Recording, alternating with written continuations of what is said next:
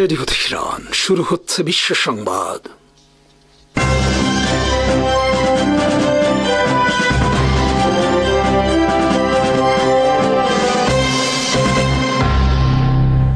শুরুতেই সংবাদ শিরোনাম।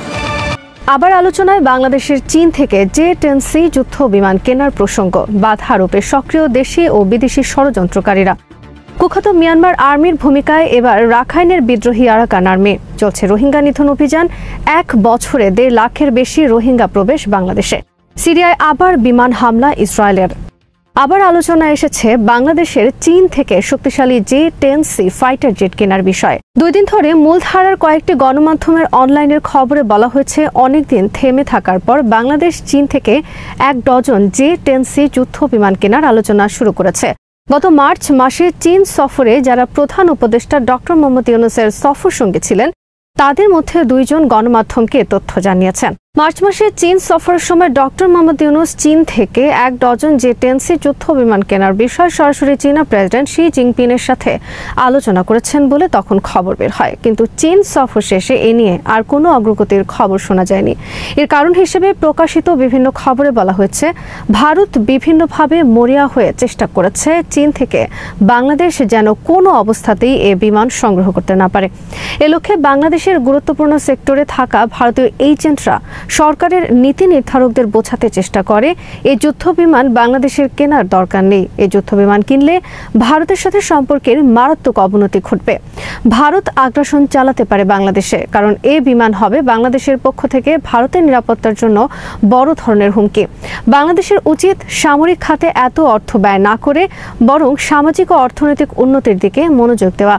সামরিক খাতে খরচ বৃদ্ধি করলে অনর্থক বাংলাদেশের শত্রু বৃদ্ধি পাবে, আর বাংলাদেশ সামরিক ক্ষেত্রে এমন অবস্থায় পৌঁছাতে পারবে না যার মাধ্যমে সে ভারতের মতো বৃহত্তর শক্তির মোকাবেলা করতে পারবে। এভাবেই দীর্ঘদিন ধরে এদেশে থাকা ভারতীয় এজেন্টরা সবসময় বাধা আরোপ করে আসছে বাংলাদেশের সমরাস্ত্র শিল্পের উন্নয়ন, বিদেশ থেকে শক্তিশালী সমরাস্ত্র সংগ্রহ সহ সামরিক বাহিনীকে সার্বিকভাবে শক্তিশালী করার ক্ষেত্রে। ভারত সবসময় দেখতে চেয়েছে বাংলাদেশকে সামরিক সহ সব দিক দিয়ে একটি দুর্বল আর অনুগত রাষ্ট্র হিসেবে, কারণ সামরিক সহ বিভিন্ন দিক দিয়ে শক্তিশালী বাংলাদেশকে ভারত তার নিরাপত্তার জন্য কেবল হুমকি মনে করে না, বরং তারা মনে করে এর ফলে একদিন পূর্বাঞ্চলের 7 সিস্টার্স তাদের হাতছাড়া হয়ে যাবে। সে কারণে একদিকে তারা যেমন বাংলাদেশকে সামরিকভাবে দুর্বল করে রাখার সব ব্যবস্থা করেছে, তেমনি অন্য দিক দিয়ে বাংলাদেশকে চীন, পাকিস্তান, তুরস্ক সহ বন্ধুপ্রতিম সব দেশ থেকে বিচ্ছিন্ন করে রেখেছিল মাফিয়া শাসক শেখ হাসিনার আমলে। প্রকাশিত খবর অনুযায়ী 24 আগস্ট বিপ্লবে মাফিয়া শাসক শেখ হাসিনার পতন ঘটলেও গুরুত্বপূর্ণ সব সেক্টরে গুরুত্বপূর্ণ বিভিন্ন পদে এখনও রয়ে গেছে মাফিয়া চক্রের সদস্য ও ভারতীয় এজেন্টরা। তারাই এখনও কলকাঠি নাড়ছে নীতি নির্ধারণী সহ অনেক ক্ষেত্রে, যে কারণে স্বয়ং প্রধান উপদেষ্টা চীনা প্রেসিডেন্টের সাথে যুদ্ধ বিমান কেনা নিয়ে আলোচনার পরও থেমে যায় সে আলোচনা। প্রকাশিত খবরে বলা হয়েছে, যুক্তরাষ্ট্রের পক্ষ থেকেও ঢাকার প্রতি চাপ সৃষ্টি করা হয়েছে চীন থেকে শক্তিশালী যুদ্ধ বিমান না কিনতে এবং বাণিজ্য সহ বিভিন্ন ক্ষেত্রে চীনের উপর অধিক নির্ভরশীল না হতে। বর্তমানে বাংলাদেশের আকাশ প্রতিরক্ষা ব্যবস্থা সম্পূর্ণরূপে শূন্য। শত্রু রাষ্ট্রের কোনো মিসাইল ভূপাতিত করার ব্যবস্থা নেই বাংলাদেশের কাছে। অথচ বর্তমান যুদ্ধ ব্যবস্থায় যুদ্ধ জয়ের প্রধান লক্ষ্য হল শত্রুপক্ষের আকাশ নিয়ন্ত্রণ নেওয়া। ইরান ইসরায়েল যুদ্ধে দেখা গেছে ইরানের আকাশে শত শত ইসরায়েলের বিমান প্রবেশ করে কোনো প্রতিরোধ ছাড়াই ব্যাপক ভিত্তিক বোমা হামলা চালিয়ে আবার নিরাপদে ফিরে এসেছে। যুক্তরাষ্ট্রের 1 ডজনের বেশি B-2 বোমারু বিমানও ইরানের গভীরে প্রবেশ করে পারমাণবিক স্থাপনায় হামলা চালিয়েছে, কিন্তু ইরান একটি বিমানও ভূপাতিত করতে পারেনি, কারণ তাদের কাছে কোনো শক্তিশালী এয়ার ডিফেন্স সিস্টেম নেই। অথচ ইরান ইসরায়েলের উদ্দেশ্যে যে শত শত মিসাইল ছুড়েছে তার 90 ভাগের বেশি মিসাইল ইসরায়েল আকাশেই প্রতিহত করেছে, কারণ তাদের কাছে রয়েছে শক্তিশালী অনেক এয়ার ডিফেন্স সিস্টেম। বাংলাদেশে বর্তমানে যেহেতু কোনো এয়ার ডিফেন্স মিসাইল সিস্টেম নেই এবং যেহেতু বর্তমান যুদ্ধ কৌশল পাল্টে গেছে, তাই রাতারাতি আকাশ প্রতিরক্ষা ব্যবস্থা উন্নয়নে সবচেয়ে কার্যকর ব্যবস্থা হলো চীন থেকে J-10C এর মতো শক্তিশালী যুদ্ধ বিমান সংগ্রহ করা, কারণ এটি বর্তমান বিশ্বে অন্যতম শক্তিশালী একটি যুদ্ধ বিমান, যাতে রয়েছে এয়ার টু এয়ার এবং এয়ার টু সারফেস মিসাইল ছোড়ার ক্ষমতা।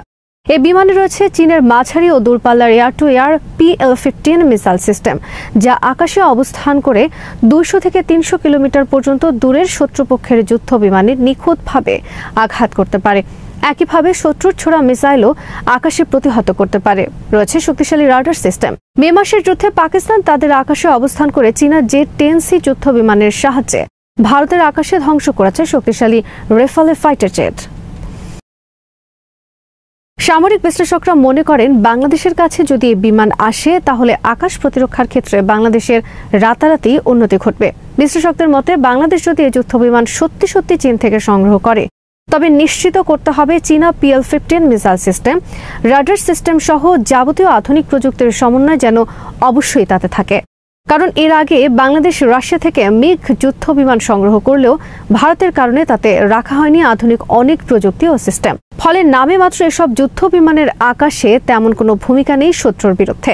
বাংলাদেশ এর আগে পাকিস্তান থেকে জে-17 ফাইটার জেট কিনতে চেয়েছিল বলেও খবর বেরিয়েছিল অনেক আগে, কিন্তু পরবর্তীতে তাও অদৃশ্য কারণে আর অগ্রসর হয়নি। চীন থেকে জে-10C ফাইটার জেট কেনার ক্ষেত্রেও একই পরিণতি যেন না ঘটে, সেজন্য সরকারের উপর দেশপ্রেমিকদের পক্ষ থেকে চাপ সৃষ্টি করা উচিত বলে মনে করেন বিশ্লেষকরা। মিয়ানমারের আরাকান রাজ্যে এবার গণহত্যাকারী মিয়ানমার সামরিক জান্তার ভূমিকায় অবতীর্ণ হয়েছে আরাকান আর্মি। মিয়ানমার আর্মি আরাকানের রোহিঙ্গা মুসলমানদের চিরতরে সেখান থেকে উৎখাতের লক্ষ্যে 2017 সালে নির্বিচার হত্যা, গণহত্যা, গণধর্ষণ, বাড়িঘর জ্বালাও পোড়া সহ জাতিগত নিধন কার্যক্রম পরিচালনা শুরু করে।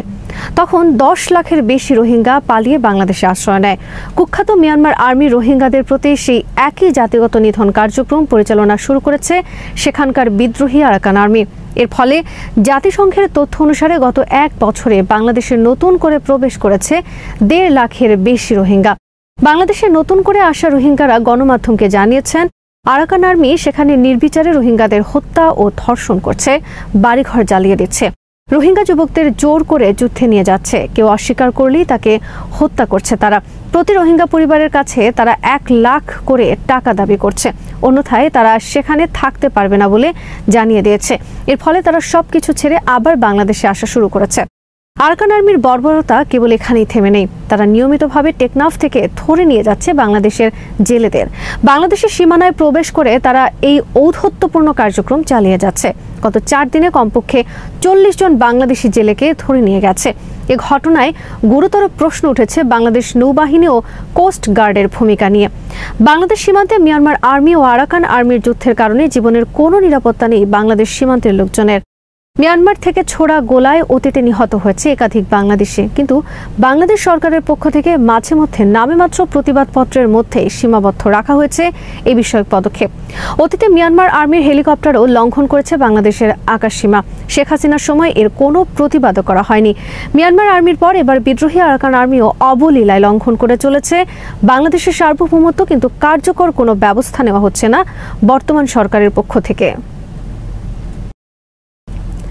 সিরিয়ায় নতুন করে বিমান হামলা চালিয়েছে ইসরায়েল। সিরিয়ার রাজধানী দামেস্কের কাছে মাউন্ট আল মানার, কিশওয়ার সহ বিভিন্ন এলাকায় অবস্থিত বিভিন্ন সামরিক স্থাপনা লক্ষ্য করে এসব হামলা চালানো হয়। হামলা চালানো হয়েছে সিরিয়ার প্রতিরক্ষা মন্ত্রণালয়ের কাছে অবস্থিত কয়েকটি ভবনেও। গত ডিসেম্বরে আসাদের পতন ঘটিয়ে বিদ্রোহীরা সিরিয়ার শাসন ভার গ্রহণের পর ইসরায়েল টানা 1 সপ্তাহের বেশি ধ্বংসাত্মক বিমান হামলা চালায়। এর মাধ্যমে ইসরায়েল ধ্বংস করে দেয় আসাদ সরকারের রেখে যাওয়া সমস্ত সামরিক স্থাপনা ও অস্ত্র। এর ফলে সিরিয়ার প্রায় 90% সামরিক শক্তি ধ্বংস হয়ে যায়। কিন্তু এরপরও ইসরায়েল নিয়মিতভাবে আজ পর্যন্ত সিরিয়ায় হামলা চালিয়ে যাচ্ছে, যাতে দেশটি সামরিকভাবে কোনো অবস্থাতেই নতুন করে শক্তি অর্জন করতে না পারে। নতুন করে স্বাধীনতা লাভকারী একটি দেশে এভাবে ইসরায়েল বারবার স্বাধীনতা ও সার্বভৌমত্ব লঙ্ঘন করে হামলা চালিয়ে গেলেও সম্পূর্ণ নীরব গণতন্ত্র ও মানবাধিকারের মুখোশধারী পশ্চিমা বিশ্ব।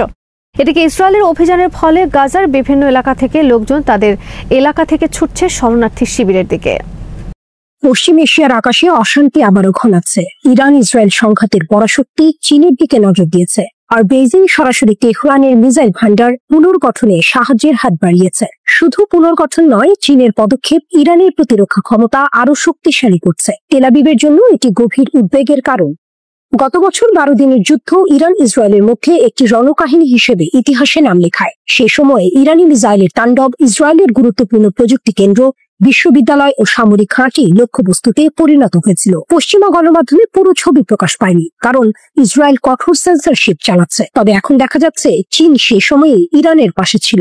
বেইজিং মিসাইল সরবরাহ এবং আকাশ প্রতিরক্ষা ব্যবস্থা পাঠিয়ে তেহরানের ক্ষমতা পুনর্গঠনে সরাসরি সাহায্য করেছে। ইসরায়েলি কর্মকর্তারা স্পষ্টভাবে উদ্বিগ্ন।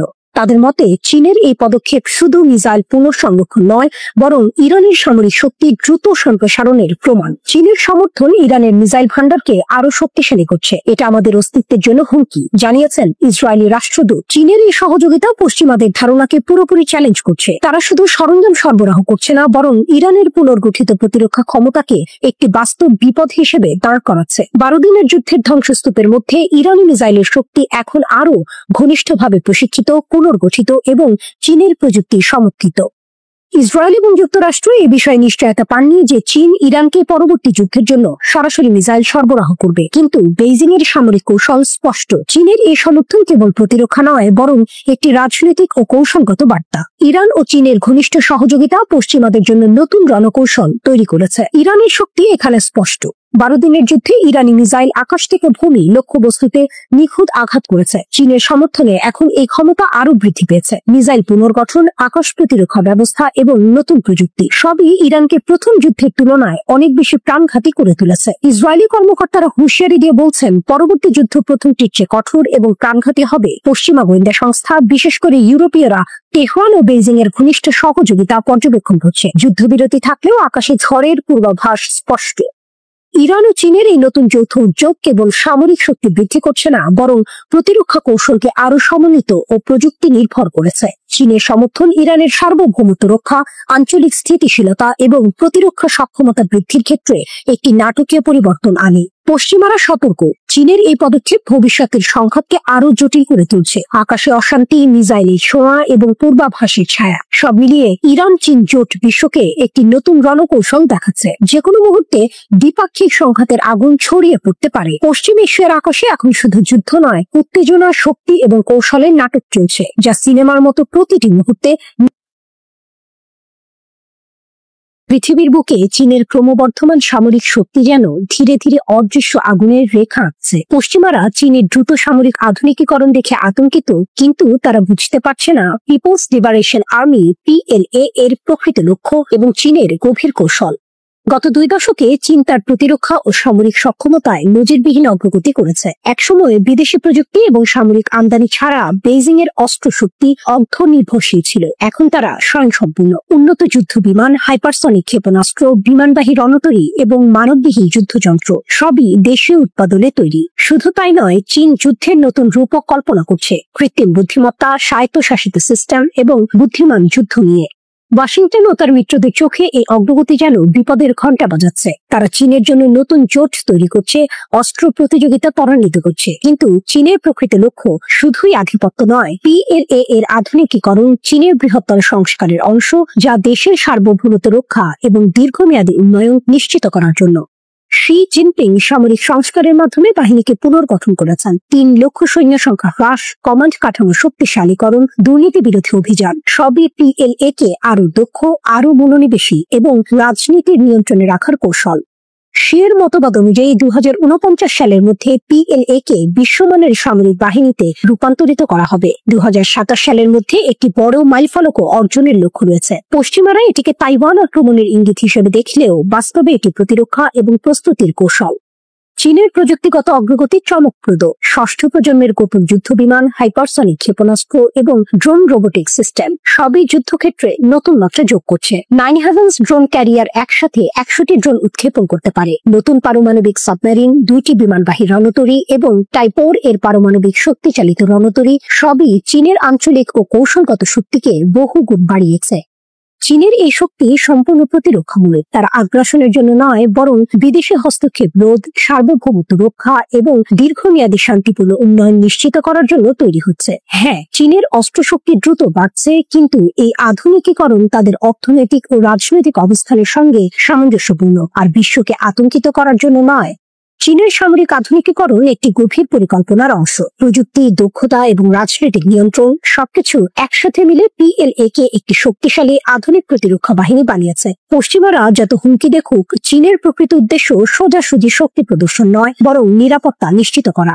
পৃথিবীর বুকে চীনের এই ক্রমবর্ধমান শক্তি এখন শুধু চোখে পড়ছে না, এটি সারা বিশ্বকে সচেতন করছে যে শক্তি কখনো আক্রমণ নয়, বরং সংহত প্রতিরক্ষা এবং দীর্ঘমেয়াদী স্থিতিশীলতার প্রতীক। ইরানের বিপ্লবী গার্ড, ধ্বংসের ভেতর থেকে উঠে আসা শক্তি, আকাশে যুদ্ধ বিমান, শহরে বিস্ফোরণ, সীমান্তে আগুন। ইরানের ইসলামিক বিপ্লবী গার্ড কর্পস IRGC এমন এক বাহিনী যেটিকে ধ্বংস করার চেষ্টা করা হয়েছে, যার ঘাঁটিতে বোমা বর্ষণ করেছিল ইসরায়েলি জেট। তবুও তারা দাঁড়িয়ে আছে আরো উঁচু, আরো শক্তিশালী। ব্লুমবার্গের রিপোর্ট, IRGCর ওপর হামলা হয়েছে বারবার। মার্কিন ড্রোন মেরেছে তাদের শীর্ষ কমান্ডার, ইসরায়েলি গোয়েন্দারা অনুপ্রবেশ করেছে তাদের ভেতরে। কিন্তু প্রতিবার মৃত্যুর ছায়া যেন নতুন প্রাণ এনে দেয় এই বাহিনীকে। 12 দিনের যুদ্ধে ইসরায়েল ভেবেছিল তারা IRGC কে নত করেছে, অথচ ফল হলো উল্টো। ক্ষেপণাস্ত্রের ঝড়ে ইসরায়েলি শহরগুলো কেঁপে উঠল, কোটি কোটি ডলারের ক্ষতি হলো। আকাশে উড়ে আসা শত্রু ড্রোন ভূপাতিত হলো একের পর এক। এ যেন মৃত্যু থেকে পুনর্জন্মের গল্প।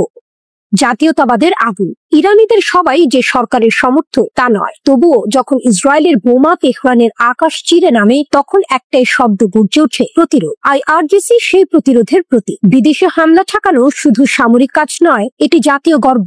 এ কারণেই সাধারণ মানুষ, যারা হয়তো সরকারের সমালোচক, তারাও এই বাহিনীর শক্তিকে নিজেদের বর্ম মনে করে।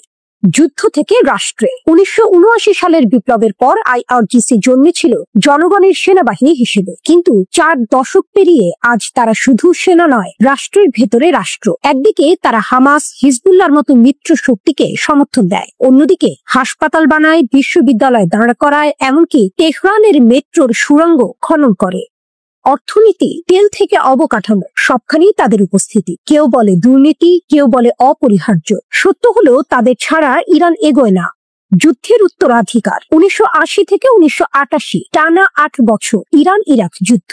রক্ত, ক্ষুধা আর ধ্বংসের পর যে শক্তি ভরসা জুগিয়েছিল, তার নামও ছিল IRGC। রাস্তাঘাট, বাঁধ, রেলপথ, ধ্বংসস্তূপ থেকে ইরানকে দাঁড় করিয়েছিল তারাই। আজ আবার প্রয়োজন সেই দক্ষতার। মার্কিন ও ইসরায়েলি হামলায় ক্ষত বিক্ষত ঘাঁটি, বিদ্যুৎ কেন্দ্র, রেল লাইন, মেরামতের দায়িত্ব আবার তাদের কাঁধেই। ছায়া যুদ্ধের পরবর্তী অধ্যায়। সিরিয়া, লেবানন, গাজায় IRGC নেটওয়ার্ক ক্ষতিগ্রস্ত, কিন্তু দুর্বলতা মানেই পতন নয়, বরং এখন নতুন প্রশ্ন জাগছে, তারা কি পারমাণবিক প্রতিরোধের পথে হাঁটবে? কারণ ইতিহাস বলে, যতবারই তাদের কোণঠাসা করা হয়েছে, তারা নতুন রূপে ফিরে এসেছে।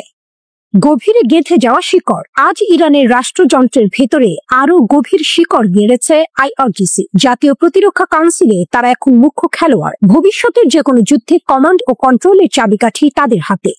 এটাই সেই কেস। যতই যুক্তরাষ্ট্র বা ইসরায়েল তাদের দুর্বল করার চেষ্টা করুক, যত গভীরে যাবে IRGC, ততই কঠিন হবে তাদের উৎখাত করা। একটি দৃশ্য কল্পনা করুন। ধ্বংসস্তূপের মধ্যে দাঁড়িয়ে আছে এক সৈনিক, পেছনে পতাকা, সামনে আগুন, আকাশে শত্রুর প্লেন, মাটিতে বোমার ক্ষত। তবুও তার চোখে ভয় নেই, কারণ সে জানে IRGC শুধু একটি বাহিনী নয়, এটি ইরানের আত্মা, যে আত্মাকে ভাঙা যায় না, মুছে ফেলা যায় না, দমন করা যায় না। সবকিছু যেন থমকে গেল ইসরায়েলের আকাশে।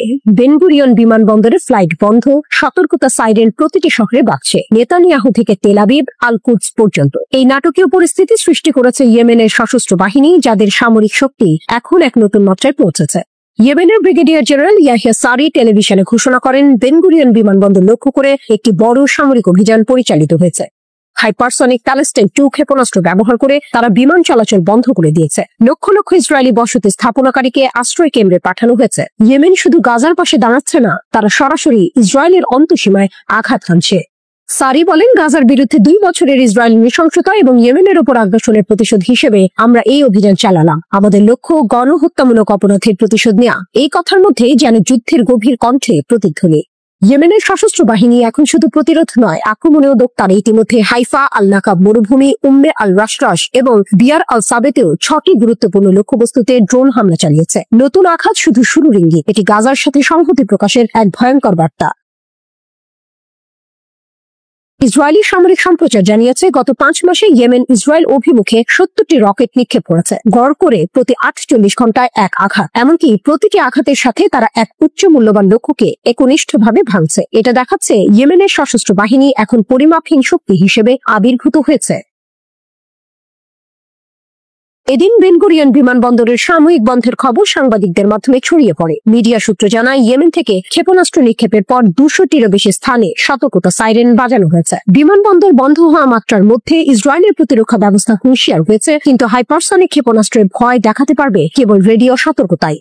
এই অভিযানকে সারি উচ্চমানের সামরিক কৌশল বলে আখ্যায়িত করেছেন। ইয়েমেনের সশস্ত্র বাহিনী শুধু প্রতিরোধ নয়, তারা আক্রমণেও দক্ষ। তাদের লক্ষ্য স্পষ্ট, গাজার সমর্থনে ইসরায়েলের উপর চাপ বৃদ্ধি করা। তারা প্রতিশ্রুতি দিয়েছে গাজার অবরোধ উঠিয়ে না গেলে বা আগ্রাসন বন্ধ না হলে সামরিক চাপ অব্যাহত থাকবে। পুরো পরিস্থিতি এক নতুন নাটকীয় অধ্যায় খুলে। ইয়েমেনের ক্ষেপণাস্ত্র হামলা, ড্রোন আক্রমণ এবং হাইপারসনিক প্রযুক্তি সব মিলিয়ে ইসরায়েলের আকাশে অস্থিরতা, জনগণের মধ্যে আতঙ্ক এবং প্রতিরক্ষা বাহিনীর তীব্র প্রস্তুতি। এই মুহূর্তে একটাই প্রশ্ন, ইয়েমেনের সশস্ত্র বাহিনী কতদূর যাবে? গাজার পক্ষে তাদের এই অভিযান কতটুকু স্থিতিশীলতা এবং প্রভাব সৃষ্টি করবে? এবং সবচেয়ে বড়, ইসরায়েল কতক্ষণ ধরে এই চাপ প্রতিরোধ করতে পারবে? তড়িঘড়ি উত্তর কোরিয়ার সর্বোচ্চ নেতা কিম জং উনের সঙ্গে বৈঠক করতে মরিয়া হয়ে উঠেছেন যুক্তরাষ্ট্রের প্রেসিডেন্ট ডোনাল্ড ট্রাম্প। দ্বিতীয় মেয়াদে হোয়াইট হাউসে ফিরে আসার পর থেকেই তিনি খুঁজছেন এমন এক গ্র্যান্ড ডিল যা একদিকে বিশ্বকে দেখাবে শান্তির কূটনীতিক, আর অন্যদিকে প্রমাণ করবে তিনি এখনো বিশ্বের সবচেয়ে শক্তিশালী আলোচক। কিন্তু বড় প্রশ্ন হলো, কিম জং উন কি আগের মতোই ট্রাম্পের কথায় রাজি হবেন, নাকি এবারও শক্তিশালী হয়ে দাঁড়াবেন যুক্তরাষ্ট্রের মুখোমুখি? 여러 가지 실천적 조치들을 취해왔습니다. ওয়াশিংটনে ট্রাম্পের ঘনিষ্ঠ সূত্র বলছে, কোরীয় উপদ্বীপে উত্তেজনা কমানো এখন তার সবচেয়ে বড় রাজনৈতিক পরীক্ষা। তার দাবি, কিম জং উনের সঙ্গে সরাসরি আলাপ ছাড়া এই সংকটের সমাধান সম্ভব নয়। 2018 সালে সিঙ্গাপুর আর 2019 সালে ভিয়েতনামে আলোচিত বৈঠকের স্মৃতি তিনি আবার ফিরিয়ে আনতে চান। কিন্তু বিশেষজ্ঞরা বলছেন, সেই সময় কিম ছিলেন এখনকার তুলনায় দুর্বল এবং আন্তর্জাতিক চাপের মধ্যে। এখন পরিস্থিতি ভিন্ন। উত্তর কোরিয়ার হাতে রয়েছে আরো উন্নত পারমাণবিক ও ব্যালিস্টিক মিসাইল প্রযুক্তি। ট্রাম্প অবশ্য আশাবাদী। ফক্স নিউজকে দেওয়া এক সাক্ষাৎকারে তিনি বলেছেন, কিম জং উনের সঙ্গে তার ব্যক্তিগত সম্পর্ক এখনো দারুণ এবং কিম প্রতিশ্রুতি দিয়েছেন তিনি ট্রাম্পের আমলে কোনো বড় ধরনের সামরিক পদক্ষেপ নেবেন না। তবে বিশ্লেষকরা এটিকে দেখছেন কূটনৈতিক নাটক হিসেবে, কারণ কিমের বক্তব্য সবসময় ব্যর্থ। তিনি শান্তির হাত বাড়ান, আবার মুহূর্তেই মিসাইল উৎক্ষেপণ করে হুঁশিয়ারিও দেন। 조선반도 정세 긴장이 분호되고 있는 왜 এই সমীকরণ আরো বেশি জটিল হয়েছে চীন ও রাশিয়ার কারণে। বেজিং ও মস্কোর সঙ্গে উত্তর কোরিয়ার সম্পর্ক এখন আগের যে কোনো সময়ের চেয়ে ঘনিষ্ঠ। কিম যদি আবার ট্রাম্পের টেবিলে বসেনও, তার পেছনে থাকবে শি জিনপিং আর ভ্লাদিমির পুতিনের পরামর্শ। তাই ওয়াশিংটনের কূটনৈতিক চাল এবার আগের মতো একতরফা হবে না, বরং আলোচনার টেবিলে যুক্তরাষ্ট্রকে মোকাবেলা করতে হবে এক অঘোষিত জোটকেই। তাইওয়ান ইস্যু ও ইউক্রেন যুদ্ধের মতো বৈশ্বিক সংকটে ব্যস্ত অবস্থাতেই ট্রাম্পকে এখন উত্তর কোরিয়া ফ্রন্ট সামলাতে হচ্ছে। তার প্রশাসনের কর্মকর্তারা বলছেন, যদি কিম জং উনকে বোঝানো না যায়, তবে এশিয়া প্রশান্ত মহাসাগরীয় অঞ্চলে যুক্তরাষ্ট্রের প্রভাব মারাত্মকভাবে কমে যাবে, আর সেটি হবে চীন ও রাশিয়ার জন্য কূটনৈতিক জয়। তবে উত্তর কোরীয় উপদ্বীপের ইতিহাস বলছে, এখন পর্যন্ত কোনো বৈঠকই চূড়ান্ত সমাধান দেয়নি। তাই প্রশ্ন থেকেই যাচ্ছে, ট্রাম্প কি এই বৈঠক দিয়ে নিজের রাজনৈতিক অবস্থান শক্ত করতে চাইছেন, নাকি সত্যিই চান শান্তি চুক্তি? অন্যদিকে উত্তর কোরিয়ার নেতার জন্য এ বৈঠক হবে মর্যাদা অর্জনের সুযোগ। আন্তর্জাতিক অঙ্গনে নিজেকে এক শক্তিশালী রাষ্ট্রনেতা হিসেবে প্রতিষ্ঠা করার এটিই বড় সুযোগ। বিশ্লেষকরা বলছেন, ট্রাম্প ও কিম জং উনের এই বৈঠক যদি সত্যি অনুষ্ঠিত হয়, তবে তা বিশ্ব রাজনীতিতে নতুন এক অধ্যায় খুলবে। তবে অনেকে সতর্ক করেছেন, কূটনীতির মঞ্চে হাসি আলিঙ্গনের দৃশ্য যতই জাঁকজমকপূর্ণ হোক না কেন, বাস্তব রাজনীতির কঠিন সমীকরণ সহজে বদলাবে না। শান্তি আসবে কি আসবে না সেটি নির্ভর করছে ট্রাম্পের কূটনৈতিক মেধা আর কিমের অপ্রত্যাশিত পদক্ষেপের উপর। হঠাৎ ঘাঁটি ছাড়ছে মার্কিন সেনারা, ইরাকে নতুন অস্থিরতার আভাস। মধ্যপ্রাচ্যের রাত এখন আরো ঘন, আরো রহস্যময়। পশ্চিম ইরাকের মরুভূমিতে হঠাৎ করেই কাঁপন ধরিয়েছে এক সিদ্ধান্ত। গুরুত্বপূর্ণ ঘাঁটি ছাড়ছে মার্কিন সেনারা। আইন আল আসাদ আর রাজধানী বাগদাদের ভিক্টোরিয়া ঘাঁটি, যেখানে বছরের পর বছর ধরে মার্কিন আধিপত্যের ছায়া ঘনীভূত ছিল, সেখান থেকেই শুরু হলো দ্রুত সেনা সরানো। প্রাথমিক পরিকল্পনা ছিল ধীরে ধীরে 2025 সালের সেপ্টেম্বর নাগাদ মার্কিন সেনারা বিদায় নেবে ইরাক থেকে। কিন্তু হঠাৎ কেন এমন তাড়াহুড়ো? কেন আগাম সময়সূচি ভেঙে রাতারাতি গুটিয়ে নেওয়া হচ্ছে শক্তিশালী সেনা উপস্থিতি? আন্তর্জাতিক সংবাদ মাধ্যম বলছে, নির্দেশ এসেছে বাগদাদে মার্কিন দূতাবাস থেকেই। কেউ যাচ্ছে উত্তর ইরাকের কুর্দি অঞ্চল এরবিলে, আবার কাউকে পাঠানো হচ্ছে প্রতিবেশী এক আরব দেশে। নতুন চাপ, নতুন সমীকরণ। এ পদক্ষেপ শুধু সেনা সরানো নয়, বরং এক বড় ভূ রাজনৈতিক বার্তা। বিশ্লেষকরা বলছেন, এর মধ্যেই প্রকাশ পাচ্ছে নতুন বার্তা। যুক্তরাষ্ট্র যেন বুঝতে পারছে ইরাকে তাদের উপস্থিতি দিন দিন আরো ভঙ্গুর হয়ে যাচ্ছে। এদিকে ইরাকের সংসদে শুরু হয়েছে উত্তপ্ত বিতর্ক। অনেকেই দাবি করছেন, আমাদের সেনারা এখন নিজেরাই যথেষ্ট শক্তিশালী, বিদেশি বাহিনীর দরকার নেই। বছরের পর বছর যুদ্ধ রক্তপাত অবসানের পর ইরাকি সেনারা এখন দাঁড়িয়ে গেছে নতুন দৃঢ়তায়। ইসলামী প্রতিরোধ গোষ্ঠীগুলো আগের চেয়ে শক্তিশালী। বাগদাদের রাস্তায় শোনা যাচ্ছে একটি স্লোগান, বিদেশি সৈন্য বিদায় নাও। ইরাকি বাহিনী এখন শুধু নিজের মাটি নয়, রাজনৈতিক ভবিষ্যৎ রক্ষা করতে চাইছে নিজেদের হাতে। অন্যদিকে সীমান্তের ওপারে বসে সব নজর রাখছে ইরান। ইরান দীর্ঘদিন ধরে ইরাকে প্রভাব বিস্তার করে আসছে। রাজনীতি থেকে শুরু করে সেনা কৌশল, সর্বত্রই তাদের প্রভাব সুস্পষ্ট। হিজবুল্লাহ ও অন্যান্য মিলিশিয়া গোষ্ঠীগুলোর পেছনে ইরানের সরাসরি সমর্থন থাকায় এখন তারা মার্কিন উপস্থিতির জন্য বড় চ্যালেঞ্জ। অনেক বিশ্লেষক মনে করছেন, মার্কিন সেনাদের হঠাৎ গুটিয়ে নেওয়া আসলে ইরানের বাড়তে থাকা প্রভাবেরই নিদর্শন। ভাবুন তো, আইন আল আসাদ ঘাঁটির মরুভূমিতে ধুলো উঠছে, একের পর এক সামরিক যান গেট পেরিয়ে বেরিয়ে যাচ্ছে। আকাশে ঘুরছে হেলিকপ্টার, মাটিতে তাক করা ইরাকি সৈন্যদের চোখে ঝলক দিচ্ছে নতুন আত্মবিশ্বাস। দূরে দাঁড়িয়ে আছে কিছু সাধারণ মানুষ, তাদের মুখে এক অদ্ভুত হাসি, যেন বলছে, এ মাটি এবার সত্যিই আমাদের। এখন প্রশ্ন উঠছে, হঠাৎ এমন তাড়াহুড়ো করে যুক্তরাষ্ট্র কি বার্তা দিতে চাইছে? তারা কি সত্যি ব্যর্থ হয়ে ফিরে যাচ্ছে, নাকি প্রস্তুতি নিচ্ছে আরো বড় সংঘাতের? একদিকে ইরাক ও ইরান জোট বেঁধে শক্তি বাড়াচ্ছে, অন্যদিকে ওয়াশিংটনের অপ্রত্যাশিত সিদ্ধান্ত নতুন রহস্য উস্কে দিচ্ছে। এক কথায়, ইরাকের ঘাঁটি ছাড়ছে মার্কিন সেনারা, কিন্তু মধ্যপ্রাচ্যের যুদ্ধের ঘুঁটি এবার আরো জটিল হয়ে গেল। অন্ধকার আকাশ, আর সেই আকাশ ভেদ করে উঠে যাচ্ছে অগ্নিশিখার মতো এক দানব। নাম তার খোররামশার 5। এটি কি শুধুই একটি ক্ষেপণাস্ত্র, নাকি এটি এক নতুন অধ্যায়, যেখানে ইরান আর শুধু আঞ্চলিক খেলোয়াড় নয়, বরং বৈশ্বিক শক্তির মঞ্চে এক নতুন প্রতিদ্বন্দ্বী?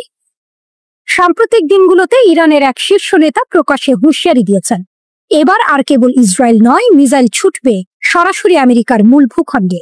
এই কথার পরেই ওয়াশিংটনে শুরু হয়েছে গুঞ্জন, ভয় আর অস্থিরতা। কারণ খবর এসেছে, ইরান হয়তো তৈরি করছে তাদের প্রথম আন্তঃমহাদেশীয় ব্যালিস্টিক ক্ষেপণাস্ত্র বা ICBM। গল্পের শুরু একটি ভিডিও থেকে। কয়েকদিন আগে অনলাইনে ছড়িয়ে পড়ে দৃশ্যটি। আকাশে উঠে যাচ্ছে এক বিশাল ক্ষেপণাস্ত্র। যদিও ফুটেজটি 2023 সালে খোররামশার তোলা পুরনো দৃশ্য, তবুও নতুন করে আলোড়ন তুলেছে বিশ্বে। কারণ এবার আলোচনা শুরু মিডিয়ার কল্পনা নয়, বরং প্রযুক্তির বাস্তবতার আড়ালে লুকিয়ে থাকা এক সম্ভাব্য রূপান্তর। খোররামশার 5 নামটি এতদিন আনুষ্ঠানিকভাবে ঘোষণা করা হয়নি, কিন্তু বিশেষজ্ঞদের দাবি এটি হতে পারে ইরানের প্রথম ICBM। এর পাল্লা বলা হচ্ছে প্রায় 12,000 কিলোমিটার, অর্থাৎ তেহরান থেকে ছুটে গিয়ে সরাসরি আঘাত হানতে পারবে আমেরিকার রাজধানী ওয়াশিংটনে। শুধু দূরত্ব নয়, গতিতেও রয়েছে বিস্ময়কর শক্তি। এর গতি বলা হচ্ছে ম্যাক 16, প্রায় ঘন্টায় 20,000 কিলোমিটার। এত গতি সাধারণত দেখা যায় কেবল উন্নত রাষ্ট্রগুলোর হাইপারসনিক অস্ত্রে। ইরান 2015 সালে ঘোষণা করেছিল তাদের ক্ষেপণাস্ত্র 2000 কিলোমিটারের বেশি পাল্লার হবে না। যুক্তি ছিল স্পষ্ট, এটি শুধু প্রতিরক্ষা, আঞ্চলিক হুমকি মোকাবিলার জন্য যথেষ্ট। কিন্তু সময় বদলেছে। ইসরায়েলের আগ্রাসন, যুক্তরাষ্ট্রের অবিরাম চাপ, আঞ্চলিক অস্থিরতা, সব মিলিয়ে ইরান যেন তার পুরনো প্রতিশ্রুতি ছিঁড়ে ফেলছে। তবে শুধু রাজনৈতিক সিদ্ধান্ত নয়, প্রযুক্তিগত দিক থেকেও এটি এক মহাকাব্যিক চ্যালেঞ্জ। একটি ক্ষেপণাস্ত্রকে মহাকাশের বাইরে পাঠানো, তারপর আবার বায়ুমণ্ডলে প্রবেশ করিয়ে সঠিক লক্ষ্যে আঘাত করা, এ যেন বিজ্ঞানের সবচেয়ে কঠিন সমীকরণ। আর ইরান যদি সত্যি এটি করে থাকে, তবে তা বিশ্ব রাজনীতির ভারসাম্য পাল্টে দিতে বাধ্য। শোনা যাচ্ছে খোররামশার 5 বহন করতে পারবে 2 টনের ওয়ারহেড, যা অনেক দেশের পারমাণবিক বা বাংকার ভেদি বোমার সমতুল্য। যদিও এখনো নিশ্চিত নয় এটি সত্যি 12,000 কিলোমিটার পারবে নাকি 5,500 কিলোমিটার পর্যন্ত সীমাবদ্ধ। ক্ষেপণাস্ত্র বিজ্ঞানের নিয়ম বলছে পাল্লা বাড়লে পেলোড কমে, তবু এর সামর্থ্য নিয়ে ইতোমধ্যেই পশ্চিমা দুনিয়ায় কাঁপন লেগে গেছে। এখানে মনে করিয়ে দেওয়া জরুরি, ইরান ইতিমধ্যে হাইপারসনিক ক্ষেপণাস্ত্র তৈরি করে বিশ্বকে চমকে দিয়েছে। জটিল গাইডেন্স সিস্টেম, প্রতিরোধী উপাদান সবকিছুতে তারা প্রমাণ করেছে প্রযুক্তির শীর্ষ পর্যায়ে পৌঁছে গেছে। ফলে খোররামশার 5 এর কথিত গতি ও পাল্লা যদিও কারো কাছে অবিশ্বাস্য মনে হয়, বাস্তবতায় তা অসম্ভব নয়। তেহরান এখনো সরকারি ঘোষণা দেয়নি, কিন্তু যখন প্রতিরক্ষা মন্ত্রী আজিজ নাসেরজাদে সম্প্রতি বললেন আমরা 2 টনের ওয়ারহেড হাইপারসনিক গতিতে পরীক্ষায় সফল হয়েছে, তখন অনেকে ফিস ফিস করে বললেন একে তবে খোররামশার 5 এর ছায়া। গল্পটি রহস্যময়, হয়তো এটি কেবল গুজব, হয়তো সত্যিই শুরু হয়েছে এক নতুন যুগ। তবে এক জিনিস নিশ্চিত, এই নামের চারপাশে জন্ম নিয়েছে এক অদৃশ্য আতঙ্ক, আর আতঙ্ক মানেই শক্তি। ইরান সেই শক্তির মালিক হয়ে উঠছে, যাকে থামানো এত সহজ নয়। রাত যতই গভীর হোক, তেহরানের আকাশ যেন সবসময় পাহারায় থাকে। কেউ জানে না কোথায় লুকানো আছে ডজন ডজন ক্ষেপণাস্ত্র, কোথা থেকে উড়াল দেবে শত শত ড্রোন। ইরান এখন এমন এক প্রতিরক্ষা বলয় গড়ে তুলেছে যা শুধু ইসরায়েল নয়, পুরো পশ্চিমা বিশ্বকে ভাবনায় ফেলেছে। প্রতিরক্ষার নকশা। ইরানের সামরিক শক্তি এক কথায় রহস্যময়। ভেতরের চিত্র কেউ স্পষ্ট জানে না, কিন্তু বাইরে থেকে দেখা যায় দেশটি দিন দিন প্রতিরক্ষায় সর্বোচ্চ শক্তি অর্জন করছে। আকাশ প্রতিরক্ষা ব্যবস্থার আধুনিকায়ন থেকে শুরু করে হাইপারসনিক ব্যালিস্টিক ক্ষেপণাস্ত্র, এমনকি আত্মঘাতী ড্রোন, সবকিছুতেই এগিয়ে যাচ্ছে তেহরান। মধ্যপ্রাচ্যে ইসরায়েল যখন প্রতিনিয়ত হামলা আর আগ্রাসনের হুমকি ছড়াচ্ছে, তখন ইরান দাঁড়িয়ে আছে শক্ত কণ্ঠে। এক অদৃশ্য ঢালের মতো তাদের প্রতিরক্ষা বলয় আজ ইহুদিবাদীদের সামনে ভয়ঙ্কর প্রতীক। প্রেস টিভির প্রতিবেদনে বলা হয়েছে ইরানের অস্ত্র ভাণ্ডারে এখন শুধু সাধারণ ক্ষেপণাস্ত্র নয়, ভূগর্ভস্থ 4টি গোপন কেন্দ্র ভরা আছে হাজার হাজার ড্রোন আর ব্যালিস্টিক মিসাইল দিয়ে। যে কোনো মুহূর্তে আঘাত হানতে প্রস্তুত এই ভাণ্ডার। সশস্ত্র বাহিনীর প্রধান মেজর জেনারেল আব্দুর রাহিম মুসাভি এক ভাষণে বলেছেন যুদ্ধের চিত্র প্রতিনিয়ত বদলায়, আর সেই বদলের সঙ্গে তাল মিলিয়েই আমাদের সমর কৌশল গড়ে তুলতে হবে। উদীয়মান হুমকি থেকে রক্ষার একমাত্র পথ শক্তিশালী প্রতিরক্ষা। নিষেধাজ্ঞা ভেঙে এগিয়ে যাওয়া। যুক্তরাষ্ট্র আর ইউরোপ বারবার নিষেধাজ্ঞা দিয়েছে, ইরানকে থামানোর চেষ্টা করেছে, কিন্তু আশ্চর্যজনকভাবে তেহরান সেসব ভেঙেই গড়েছে এক গোপন অর্থনৈতিক ছক। কেন্দ্রবিন্দুতে আছে চীন ও রাশিয়া। তাদের সাহায্যে জ্বালানি তেল বাণিজ্য বাড়িয়ে নিয়েছে ইরান। ফলে নিষেধাজ্ঞা যেন উল্টো তাদের শক্তি বাড়িয়েছে। সাম্প্রতিক যুদ্ধগুলোতে ইরানের আধুনিক সমরাস্ত্রই ছিল আসল ঢাল। আকাশে ভেসে বেড়ানো ড্রোন আর গোপন ক্ষেপণাস্ত্রের ভয় ইসরায়েলকে নতুন করে হিসাব কষতে বাধ্য করেছে।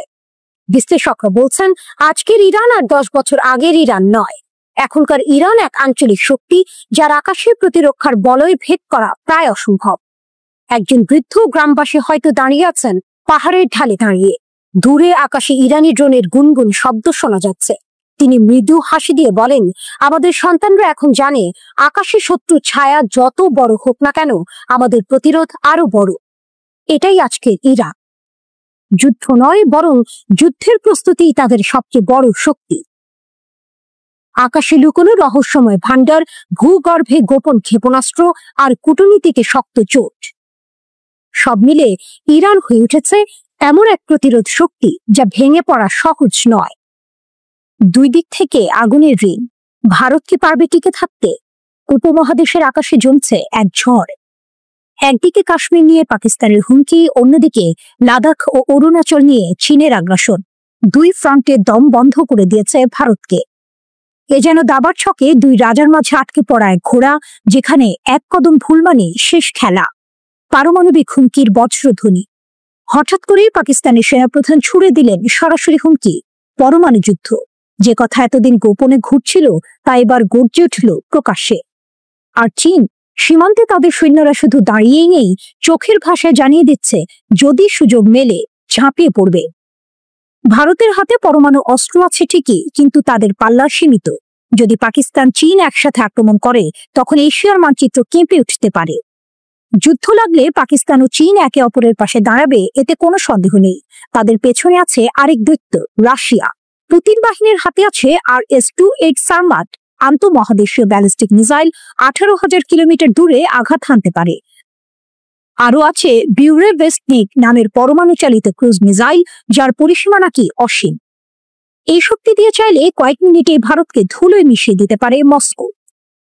তবে শুধু রাশিয়াই নয়, আজকের অস্থির বিশ্বে যুক্তরাষ্ট্র, ব্রিটেন বা ফ্রান্সও যে কোনো মুহূর্তে মিত্র থেকে হুমকিতে পরিণত হতে পারে। দূরপাল্লার খেলায় পিছিয়ে ভারত। বর্তমানে হাতে গোনা মাত্র 5টি দেশ আছে যারা পৃথিবীর যে কোনো জায়গায় মিসাইল দিয়ে আঘাত করতে পারে। রাশিয়া, যুক্তরাষ্ট্র, চীন, ব্রিটেন, ফ্রান্স। এই তালিকায় ভারতের নাম নেই। ভারতের সবচেয়ে শক্তিশালী মিসাইল অগ্নি-V পাল্লা মাত্র 5,000 কিলোমিটার। এতে বিশ্বের সব প্রান্তে হামলা করা অসম্ভব। পাকিস্তানের শাহিন-3 মিসাইলের পাল্লা 2,700 থেকে 2,900 কিলোমিটার, যা ভারতকে আঘাত করার জন্য যথেষ্ট। আর চীনের D540 মিসাইল 12,000 থেকে 15,000 কিলোমিটার দূরে লক্ষ্যভেদ করতে পারে, যা যুক্তরাষ্ট্র পর্যন্ত কাঁপিয়ে দেওয়ার জন্য যথেষ্ট। ভারত ভাবতে পারে পশ্চিমা শক্তি তাদের রক্ষা করবে, কিন্তু বাস্তব ভিন্ন। বৈশ্বিক রাজনীতির দোলাচলে যাদের মিত্র মনে হয় আজ, তারা কাল অন্য শিবিরে চলে যেতে পারে। যুদ্ধের সময় দূরপাল্লার মিসাইলবিহীন এক ভারত সুপার পাওয়ারদের কাছে শুধু এক চাপা কার্ড, যাকে প্রয়োজনে উৎসর্গ করা যায়। দুই দিকের শত্রু, সীমিত পাল্লার অস্ত্র, অস্থির মিত্রতা, সব মিলিয়ে ভারত এখন সময়ের বিরুদ্ধে দৌড়াচ্ছে। ভারত জানে শেষ লড়াই শুরু হওয়ার আগে অস্ত্রশালা ভরে তোলাই বাঁচার একমাত্র উপায়। লাতিন আমেরিকায় যুদ্ধের আগুন, ভেনেজুয়েলাকে ঘিরে মার্কিন তাণ্ডব। আকাশে কালো মেঘ, সাগরে ভেসে উঠছে যুদ্ধ জাহাজের ছায়া, বেজে উঠেছে যুদ্ধের দামাক। লাতিন আমেরিকার বুকে এবার যেন নতুন আগ্রাসনের মোহরা। ভেনেজুয়েলার উপকূলে এসে ভিড়েছে 3টি মার্কিন যুদ্ধ জাহাজ। এর সঙ্গে আছে গোয়েন্দা বিমান, পারমাণবিক শক্তিচালিত সাবমেরিন এবং গাইডেড মিসাইল ক্রুজার। প্রায় 4,000 মার্কিন সেনা মোতায়েন করা হয়েছে দক্ষিণ ক্যারিবীয় অঞ্চলে। যুক্তরাষ্ট্র বলছে এটাই তাদের শক্তি প্রদর্শন, কিন্তু ফিনিক্সের মতো জেগে উঠছে ভেনেজুয়েলা। মার্কিন প্রেসিডেন্ট ডোনাল্ড ট্রাম্প দাবি করে আসছিলেন ক্ষমতা আসার পর তিনি বহু যুদ্ধ থামিয়েছেন। প্রচারে একথাই গর্বের সঙ্গে বলেছেন তিনি, কিন্তু বাস্তব বলছে ভিন্ন কথা। ভেনেজুয়েলার দিকে তাক করেই যেন তার নতুন যুদ্ধযাত্রা শুরু। আর এই হুমকি শুধু আমেরিকার সঙ্গে ভেনেজুয়েলার দ্বন্দ্ব নয়, এর মধ্যে জড়িয়ে পড়েছে আরও 2টি মহাশক্তি, ইরান ও রাশিয়া। ভেনেজুয়েলার প্রেসিডেন্ট নিকোলাস মাদুরো তাদের আস্থাভাজন বন্ধু। তাই মার্কিন আগ্রাসন মানে শুধু লাতিন আমেরিকা নয়, গোটা বিশ্বের ভূ রাজনীতির দাবার বোর্ড কেঁপে ওঠা।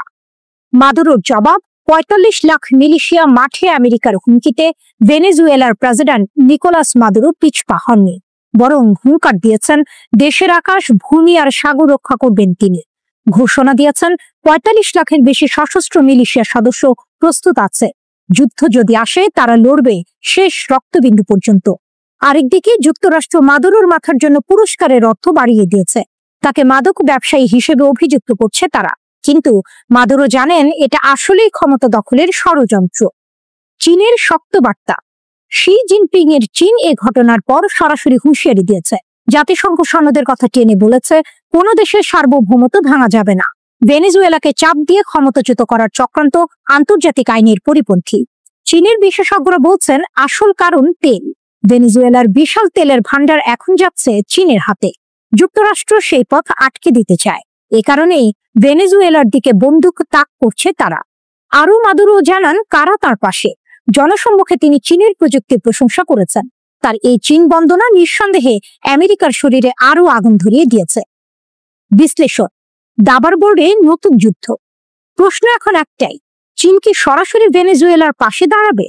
বিশ্লেষকরা বলছেন আমেরিকার এই তৎপরতা লাতিন আমেরিকায় নতুন সংঘাত ডেকে আনবে, আর এই সংঘাত আরও কাছে টেনে আনবে শি জিনপিং ও নিকোলাস মাদুরোকে।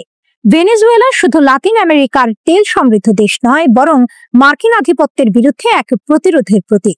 তাই দক্ষিণ ক্যারিবীয় সাগরের উত্তাল ঢেউয়ের নিচে আজ লুকিয়ে আছে এক নতুন যুদ্ধের পূর্বাভাস। আগুন কি ছড়াবে বিশ্বজুড়ে? মার্কিন যুদ্ধজাহাজ ইতিমধ্যে দিগন্তে। মাদুরোর মিলিশিয়ারা বন্দুক হাতে প্রস্তুত। চীন ও রাশিয়া তাকিয়ে আছে মাঠে নামার সংকেতের দিকে। লাতিন আমেরিকার মাটিতে কি নতুন এক বিশ্বযুদ্ধের আগুন জ্বলতে যাচ্ছে? চীনের পারমাণবিক শক্তি। পশ্চিমা বিশ্ব এখন সতর্ক। বিশ্বের নিরাপত্তা যেন এক নতুন অধ্যায়ে প্রবেশ করেছে। মার্কিন বিশেষজ্ঞরা বলছেন, চীন শুধু প্রচলিত সামরিক শক্তি নয়, দ্রুতগতিতে তার পারমাণবিক অস্ত্র ভান্ডার ও সক্ষমতা বাড়াচ্ছে। এবার শুধু সতর্ক থাকা নয়, সতর্ক হওয়াও অপরিহার্য। মার্চে মার্কিন কংগ্রেসকে জানিয়েছেন কৌশলগত কমান্ডের প্রধান জেনারেল অ্যান্থনি কটন, চীনের প্রেসিডেন্ট শি জিনপিং নাকি 2027 সালের মধ্যে তাইওয়ান দখলের জন্য সেনাবাহিনী প্রস্তুত রাখতে চাইছেন। এজন্য চীন স্থল, আকাশ ও সমুদ্র থেকে আঘাত হানতে সক্ষম পারমাণবিক অস্ত্র তৈরি করছে। যুদ্ধক্ষেত্রে যে হুমকি তৈরি হচ্ছে তা কেবল আঞ্চলিক নয়, গভীর আন্তর্জাতিক প্রভাব ফেলতে পারে। চীনের প্রতিরক্ষা নীতি। চীন বারবার ঘোষণা করেছে, প্রথমে ব্যবহার নয়। যেখানে পারমাণবিক অস্ত্র নেই সেখানে আক্রমণ হবে না, এমনকি হুমকিও দেয়া হবে না। চীনের প্রতিরক্ষা মন্ত্রণালয় বলে, পারমাণবিক যুদ্ধ জয়লাভের পথ নয় এবং তারা কেবল আত্মরক্ষার জন্য পারমাণবিক কৌশল অনুসরণ করছে। কিন্তু পেন্টাগনের রিপোর্ট ভিন্ন চিত্র দেখায়। যদি চীনের পারমাণবিক বাহিনী বা কমান্ডকে হুমকি দেওয়া হয় বা তাইওয়ানে প্রচলিত যুদ্ধে চীনা কমিউনিস্ট শাসনের অস্তিত্ব হুমকির মুখে আসে, তবে চীন প্রথমবারের মতো পারমাণবিক অস্ত্র ব্যবহার করতে পারে। অর্থাৎ প্রকাশ্য শান্তি নীতি থাকলেও বাস্তবে একটি অপ্রত্যাশিত আঘাত সম্ভাবনা লুকিয়ে আছে। সংখ্যায় চীন। বর্তমানে চীনের হাতে প্রায় 600টি ওয়ারহেড, 350টি নতুন ক্ষেপণাস্ত্র সাইলো তৈরি হচ্ছে। স্থলভিত্তিক ক্ষেপণাস্ত্রের 712টি লঞ্চার আছে, এর মধ্যে 462টি যুক্তরাষ্ট্রের মূল ভূখণ্ডে পৌঁছাতে সক্ষম।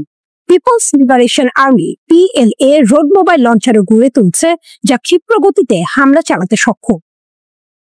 চীনের অনেক লঞ্চার স্বল্প পাল্লার ক্ষেপণাস্ত্রের জন্য তৈরি, যা মূলত আঞ্চলিক উদ্দেশ্যে।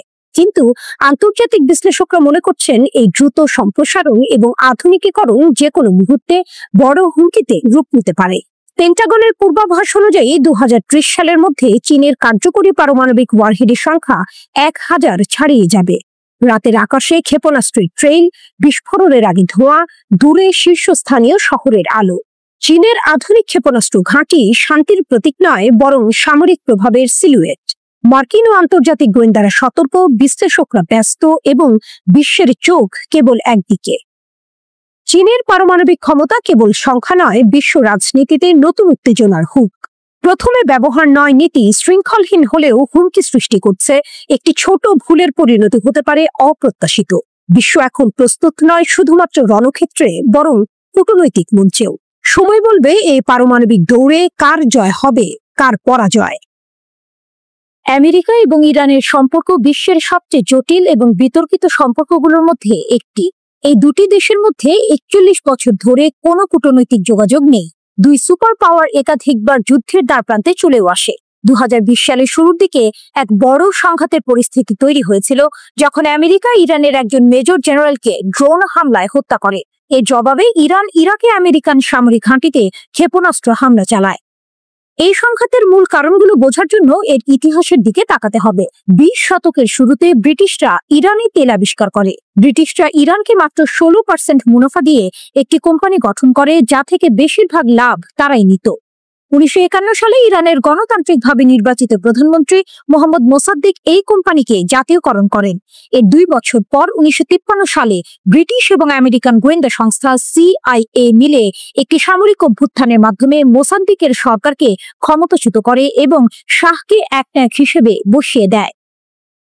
শাহের শাসনকালে ইরান আমেরিকার একটি গুরুত্বপূর্ণ মিত্র হয়েছে, কিন্তু শাহের স্বৈরাচারী নীতি, পশ্চিমা বিশ্বের প্রতি তার আনুগত্য এবং দেশের অভ্যন্তরে ভিন্ন মত দমনের কারণে তার বিরুদ্ধে অসন্তোষ বাড়তে থাকে। 1979 সালে ইরান জুড়ে গণবিপ্লব শুরু হয় এবং শাহ দেশ ছেড়ে পালিয়ে যান। এরপর আয়াতুল্লাহ খোমেনি ক্ষমতায় আসেন এবং আধুনিক ইসলামিক প্রজাতন্ত্র ইরান প্রতিষ্ঠিত হয়। এই নতুন সরকার ছিল আমেরিকার ঘোর বিরোধী। 1979 সালের নভেম্বরে ইরানি বিপ্লবীরা তেহরানে অবস্থিত আমেরিকান দূতাবাসে হামলা চালিয়ে 52 জন আমেরিকানকে জিম্মি করে। আমেরিকা জিম্মিদের উদ্ধারের চেষ্টা করলেও তা ব্যর্থ হয়। এই ঘটনার পর আমেরিকা ইরানের সঙ্গে সব ধরনের কূটনৈতিক সম্পর্ক ছিন্ন করে। এরপর 1980 সালে ইরাক ইরানের ওপর আক্রমণ করলে 8 বছরব্যাপী এক রক্তক্ষয়ী যুদ্ধের শুরু হয়। আমেরিকা তখন ইরাকের শাসক সাদ্দাম হোসেনকে সমর্থন ও অস্ত্র সরবরাহ করে। এই সময়ে আমেরিকা এবং ইরানের মধ্যে বেশ কয়েকটি মারাত্মক ঘটনা ঘটে, যেমন পারস্য উপসাগরে একটি আমেরিকান ফ্রিগেট ইরানি মাইন দ্বারা ক্ষতিগ্রস্ত হয়, যার প্রতিক্রিয়ায় আমেরিকা ইরানের নৌবাহিনীর ওপর হামলা চালায়। এছাড়াও 1988 সালে আমেরিকান নৌবাহিনী ভুলবশত একটি ইরানি যাত্রীবাহী বিমানকে ক্ষেপণাস্ত্র দিয়ে ধ্বংস করে দেয়, যার ফলে 290 জন মানুষ মারা যায়। 2000-এর দশকে ইরানের পারমাণবিক কর্মসূচি নিয়ে উত্তেজনা আরো বাড়ে। 2015 সালে বারাক ওবামা প্রশাসন ইরানের সঙ্গে একটি পারমাণবিক চুক্তি করে, যার ফলে উত্তেজনা কিছুটা কমে। কিন্তু 2016 সালে ডোনাল্ড ট্রাম্প প্রেসিডেন্ট হওয়ার পর তিনি এই চুক্তি থেকে বেরিয়ে আসেন এবং ইরানের উপর কঠোর অর্থনৈতিক নিষেধাজ্ঞা আরোপ করে। 2019 সালের শেষ দিকে এবং 2020 সালের শুরুতে উত্তেজনা চূড়ান্ত পর্যায়ে পৌঁছায়। ইরাকে অবস্থিত আমেরিকান ঘাঁটিতে রকেট হামলায় একজন আমেরিকান ঠিকাদার নিহত হন। এর জবাবে আমেরিকা ইরান সমর্থিত মিলিশিয়াদের উপর বিমান হামলা চালায়। এরপর 3 জানুয়ারি 2020 সালে আমেরিকা ইরানের শীর্ষ সামরিক কমান্ডার কাসেম সোলেইমানিকে ড্রোন হামলায় হত্যা করে। এর জবাবে ইরান ইরাকে 2টি আমেরিকান সামরিক ঘাঁটিতে ক্ষেপণাস্ত্র হামলা চালায়। সৌভাগ্যবশত এই হামলায় কোনো আমেরিকান নিহত হয়নি এবং উভয় পক্ষই যুদ্ধ এড়াতে সক্ষম হয়। এই ঘটনার পর ইরান ভুলবশত একটি ইউক্রেনীয় যাত্রীবাহী বিমানকে গুলি করে ভূপাতিত করে, যাতে 176 জন নিরীহ মানুষের মৃত্যু হয়। গত জুনে ইসরায়েল ইরানে হামলা করে।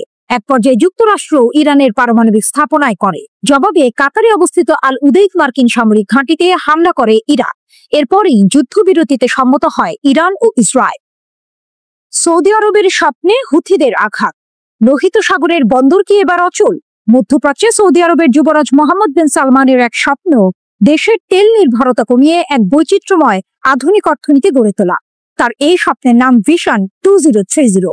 এই স্বপ্নের কেন্দ্রে ছিল লোহিত সাগর উপকূলকে ঘিরে বিশাল সব প্রকল্প, যেমন বিলাসবহুল হোটেল, অত্যাধুনিক বন্দর এবং শিল্পাঞ্চল গড়ে তোলা। কিন্তু যুবরাজের সেই স্বপ্নের উপর যেন কালো মেঘের ছায়া ফেলেছে ইয়েমেনের সশস্ত্র বাহিনীর হামলা। এই হামলা লোহিত সাগরের বাণিজ্য পথকে এতটাই বিপজ্জনক করে তুলেছে যে সৌদি আরবের বন্দরগুলো এখন কার্যত অচল হয়ে পড়েছে। 2014 সালে চালু হওয়া সৌদি আরবের অন্যতম গুরুত্বপূর্ণ বন্দর কিং আবদুল্লাহ বন্দর। এই বন্দরটি মূলত ট্রান্সশিপমেন্টের জন্য পরিচিত ছিল। বড় জাহাজ থেকে পণ্য নামিয়ে ছোট জাহাজে তুলে অন্য গন্তব্যে পাঠানোই ছিল এর প্রধান কাজ।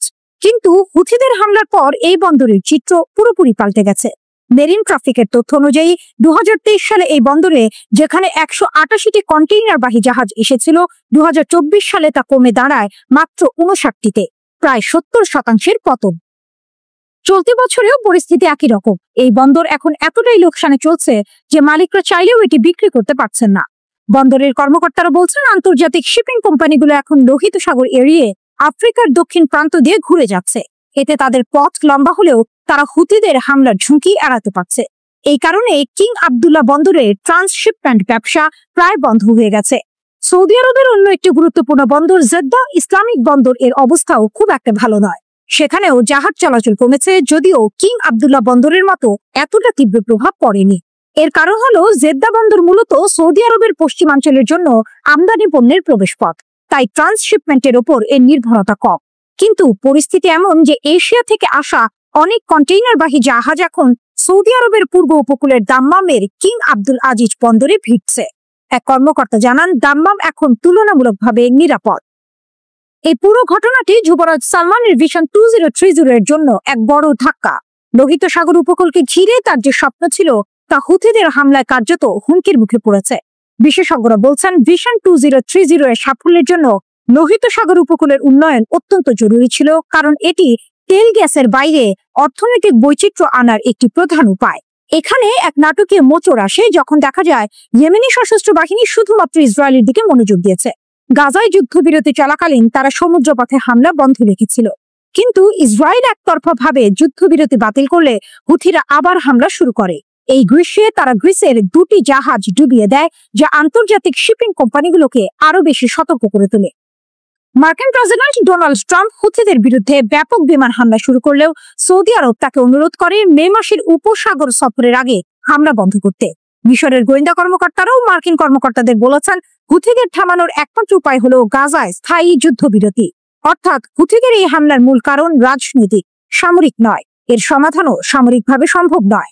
সৌদি আরবের জন্য এটি এক কঠিন চ্যালেঞ্জ। একদিকে যুবরাজের স্বপ্নের প্রকল্প, অন্যদিকে হুথিদের হামলা। এই পরিস্থিতি কি যুবরাজের স্বপ্নকে পুরোপুরি ভেঙে দেবে, নাকি এর থেকে বেরিয়ে আসার কোনো পথ খুঁজে বের করা সম্ভব হবে? এটাই এখন মধ্যপ্রাচ্য রাজনীতির সবচেয়ে বড় প্রশ্ন। শ্রোতা বন্ধুরা, বিশ্ব সংবাদে এই ছিল আমাদের সর্বশেষ আয়োজন। সঙ্গে থাকার জন্য আপনাদের সবাইকে অসংখ্য ধন্যবাদ।